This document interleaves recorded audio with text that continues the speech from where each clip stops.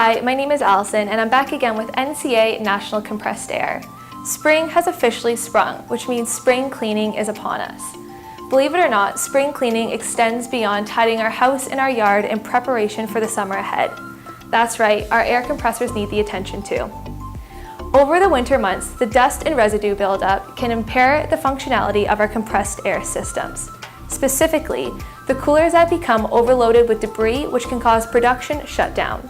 Here are a few maintenance recommendations to prevent this from occurring. 1. Intake vents, coolers, and heat exchangers. If dirty and clogged with debris, they can increase the compressor's operating temperature and potentially damage the system. It is vital to your system that they are dust-free and in proper ventilation to avoid over-exhaustion and are ready to go for the warm upcoming summer months. 2. Test for fluid and air leaks. Oil leaks are typically easier to detect based on the area that your compressor is in. Air leaks, however, can be harder to spot. So one option is to apply soapy water to leak-prone areas and watch for bubbles to form.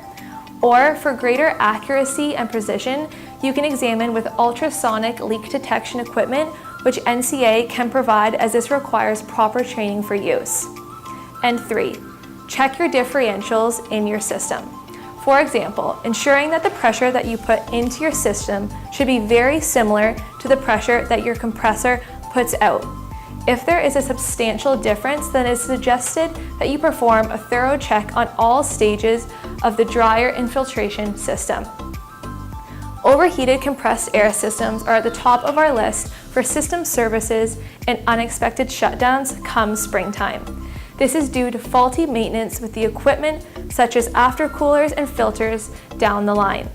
After reviewing some of these spring cleaning recommendations, it is recommended that you ensure that your system is in proper functioning condition so that problems like this will not occur for the hot summer ahead.